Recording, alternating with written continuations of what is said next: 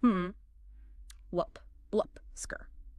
Okay, I have to be honest. When I first opened the source material for this deep dive, I thought the file was corrupted. It literally says, syntax, go bye-bye.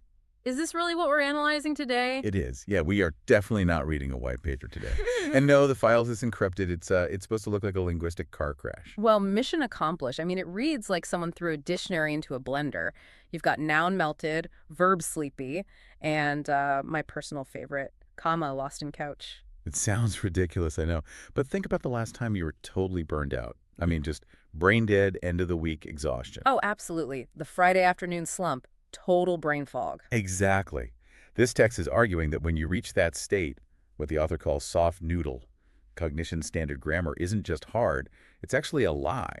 The text tries to capture the raw reality of a brain that is, you know, thinking but not thinking. So, comma lost in couch isn't just random nonsense. It's basically me sending an email without punctuation because I physically cannot find the energy to hit the shift key. Precisely. The text personifies grammar as this tired, living thing. It says grammar cry in corner. Right. But notice the reaction. The narrator says, I wave say swin. And then, and this is the key part, they keep going. That's pretty rude, actually. They see grammar crying and just wave. It's not rude so much as it's a survival strategy. It's a conscious decision to prioritize momentum over correctness. The narrator knows the letters hold hands wrong, which is a terrifyingly cute way to describe a typo, by the way. Letters hold hands wrong. I kind of love that. It makes a misspelled word sound like an innocent mistake rather than, a failure. Right.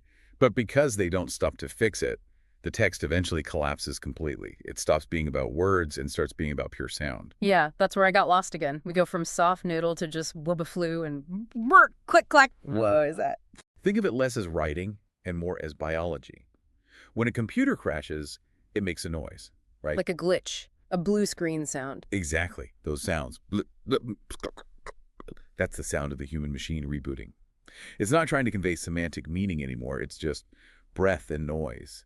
It's the brain idling. Okay, so if the machine has crashed and the syntax has gone bye-bye, then what is the point? Why are we reading a crash report? Because of the serial. The serial. Okay. There's a central metaphor that ties this whole mess together.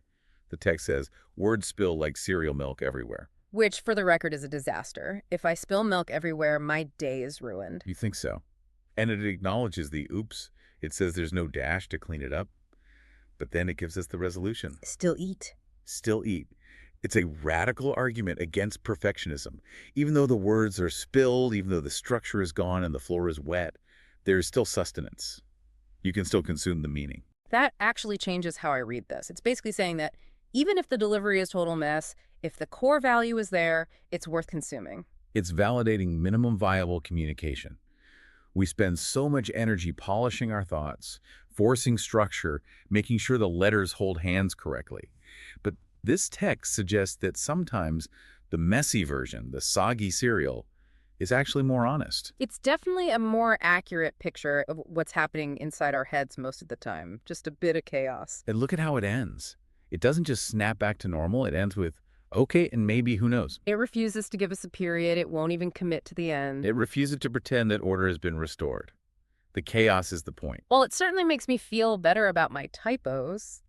So it leaves you wondering then, how much energy are we wasting every day trying to make our emails and texts look smart when we could just be honest that our brains are currently soft noodles? It's a dangerous experiment for a Monday morning, maybe. Yeah, maybe, but definitely something to chew on. Thanks for walking us through the chaos. Always a pleasure.